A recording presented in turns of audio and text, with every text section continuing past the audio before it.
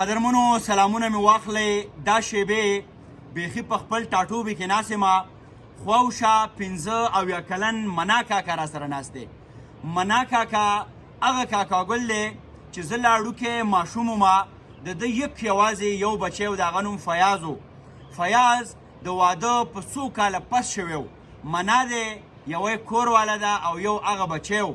هغه بچی د ضلع شانګلې له لوڼۍ نه د کولې مزدورۍ له لاړ او د کولې مزدورۍ کې 4-5 میاشتې پس د هغه فیاض لاش یې په تابوت کې راوړ. دغه فیاض واده هم کړی او د واده یوازې 8 یا 9 میاشتې شوې وې. منا چې زه د ماشومتوب نه وینم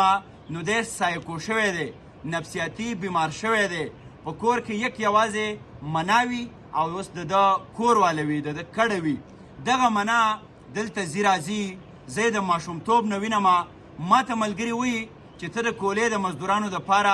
ولې دومره په ذمهورۍ سره اواز پورته کې؟ دا اواز د منا اواز دی، دا د منا د خټو ګټو د کور اواز دی، دا د منا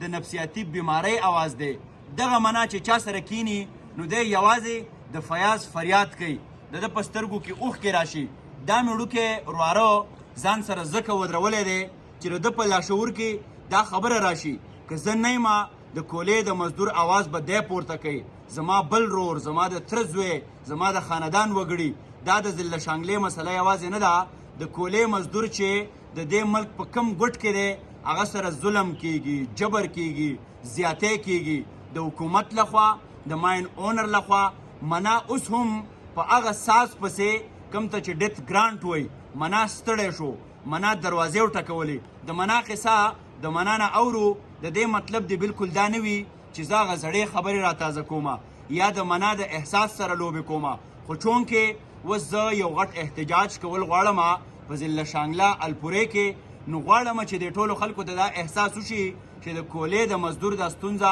څومره مهمه ده. دا یو منا نه دی، د ضلع شانګلې په هر دویم کور کې دغسې یو منا پایي. د هغه احساسات ځورېدلي دي، جړېدلي دي. منا ګله دا راته ووایه چې د فیاض د مرګ څومره وخت وشو؟ تقریبا دغه شپږم کال دغه هلکه چې څو بجې دغه څه شو دغه ما یې ترې بیا لاړ کړ څه خاص تا یې تره زوی لاړ؟ هغه خو لاړ که نه صحیح ده، بوی کم کلوز ولا شاته به معلومې ولا شاته به معلومې خو لکه کارډ یې موږ نه و جوړ کړی. ښه د فیاض کارډ نه و جوړ کارډ شوی؟ نه و جوړ شوی که نه. او کارډ نه و جوړ شوی د کولې مزدورۍ له تللی و؟ نه د هغې د سره ریکارډ نه و جوړ شوی، خو د عمرخیل د دونه باندې چې وه ښه کارډ ځکه چې بیا لالاجوم تللی و هغه ځای پسې، خو ما ته نه دی میلاو شوی. تا ته نه؟ او د هغه څه ساز ما ستا هغه ته بیا ما نه دی میلاو شوی. ساز دا لالاجي پسې په خپله تللی ښه ښه او بیا پسې په خپله ښه ښه وایاست څه ساز تاسو به عدالتونه کیسونه؟ هغه ما ته نه دي میلاو شوي، کیسونه ټول ستا تره دوی کړي، ښه په خپله خرچه یې کړي. ګورئ ښه او ما باندې خرچه یې نه ده راوستې. ښه ما له فیصلې بیا ججیانو کړي دي، پیلونه مې د هغه سره پراته دي، ښه پیلونه د پیلونه د مشر وکیل سره پراته دي. او د فیاض ته لکه نه څه کور میلاو شو؟ نه نه نه هېڅ هم نه دی میلاو شوي، ښه هېڅ هم نه دی میلاو شوي د هغه ما او ته. په کور کې هم دغه یو ماشوم و؟ دغه یو ماشوم او یو مې کړی ده، خو ساتي ما ګوره دا ستا د اتره ساتي ما پوه شوې. او دا ډاکټر مې علاج کوي چې په چا په لاس کې کار دی نو هغه ما له علاج کوي. د ده ریکارډ هم وباسه دا ډاکټر چې دی که په هسپتال کې دی راسره د مینګورې پورې هم تللی. دا اوږه مې ماته شوې وه په کار کې. بیا زه د روان کړم او دې لالاجي مینګورې ته رسولم. او تا به هم د کولې مزدوري کوله؟ نه نه دا دغه دی په کور کې خبرې کور کې. او دا فیاض چې و نو دا خو ستا یو بچی و دی ولې د کولې مزدوري لیدلې؟ زه پسې مینګورې پورې لاړم چې خدای ته قبول شوی نو ما به څه کوي. او ما یو کال کړ د مزدوري او د کولې مزدوري د کولې مې یو کال کړ ده، خو لیکن بیا الله نه مې ایستلی. او دا فیاض کوم ځای ته تللی و؟ دی په شارګه کې، په شارګه کې د محمد سره محمد سره او په څویمه میاشت بعد باندې دی زما په خیال سره چې په میاشت بعد یې بیا ما له راوړی و که څه ابواو ځکه چې ژمی ولاړ او وته بیا موږ املوکان څنډلي وو که نه. موږ اوس املوکان ټول وو د لښتیا اوس د هغه اواز راغی او په ګاډي کې یې راوړ او دا خانکي زموږ نه دغسې پاتې شوي وو. بیا نو څه اواز راغی؟ وی زوی د بیمار شوی دی او راوړي د بیمارۍ اواز دا څه نه چې هغه وفات شو؟ نه دا شېر زمان نه دی پورې وستلی. د ده کړی زما کړی ته اواز وکړو په پورته لاړو پنځه ورځې داسې یو ډکی و موږ هغه څانډه املوکو ته وایي دا خانکي بیا په ځای 3 ورځې پراته و بیا یو وینګر و دا دی اوس مړ دی فضلي قادر راغی یا د خدای بې انصافه وي ورشي که نه دا خانکي خو راوړئ نو دی چې مناسته نه دی کولې له تلو نو څه رابطه ورسره هغه وخت کې نه کېده څه په ټلیفون باندې نه د ټلیفون نه نو خط بیا په درېیمه جمعه به راته صرف د خطونو اندازه وه د خطونه نور څه نه و ټول خطونه وو او په درېیمه څلورمه جمعه له مړ راوړ او ساعت ما ته نه میلاو شي او منا ما ته یاد شي زه ډوکی خس وم هغه وخت کې که نه دلته یو ماتم و یو ژړا وه یو ویر و یو انګور و په دې سټ چې راغستی نو د خلکو بیا آواز وکړو چې کس ته لاړه زما ګاونډیانو که نه موږ له تسلي راکوله ویې وړې کس ته او دغه پیټۍ په دې برابر روانو هلته یې سنبال کړی و اوبو منی په هر څه حقه پیټۍ سره یې خللی بیا او دغه پیټۍ او د فیاض بچي خو بالکل نه و که نه نه خو یو کار وګورئ چې په صحت کې ډېر برابر و صحت کې خو په صحت کې دا مخې دا د یو چاپ شی و په دې رغښتو کې که نه دی له بره نه چېرته رغښتی و او ډیب ته رغښتی و او د دې دقه د په هغه چاپ باندې ډېر ښکلی ښکارېده ما یې دنده زما دا زوی مه وړئ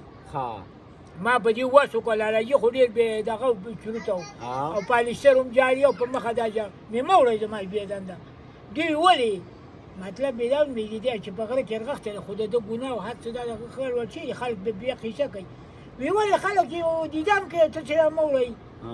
مخې ډېر برابر او په کومه مخبره کې اوسپارو منه دا په ایوان شید کې تاریخ میشته ته په هغې ښځه تاریخ په ښځې باندې ښه تاریخ دی او په یوې باندې ښه او دقه یو زوی دی ومنه دقه یو زوی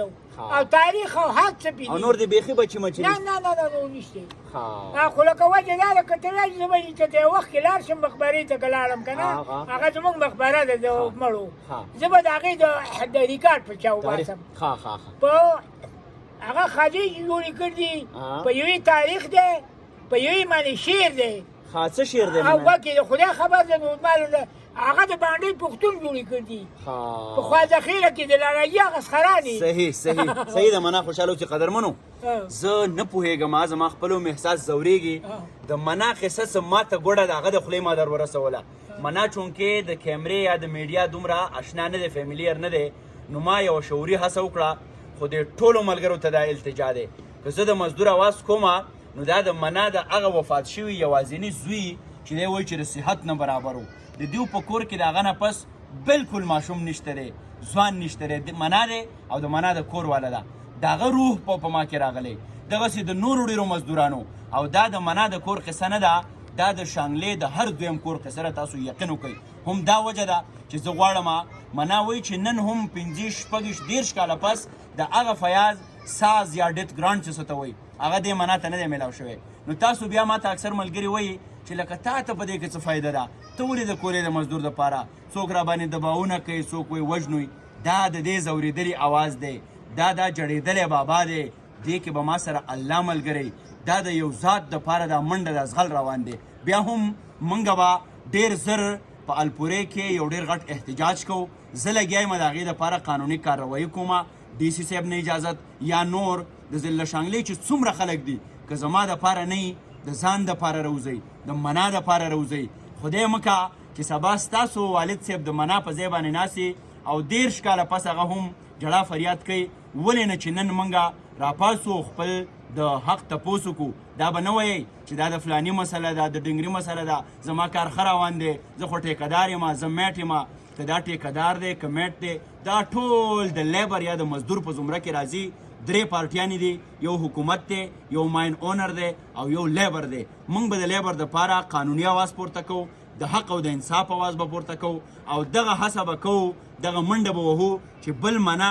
بیا هم 13 کاله پس دغسې فریاد نه کوي بیا هم ما یو کوشش وکړو د منا قصه وه دغه احتجاج ته ځان تیار ساتئ که ژوند او خیري د دې به یو خاطرخواه حل روباسو دا سفر به هم دغسې دوامدار وي افسر افغان ته اجازت راکوئ لوی الله په امان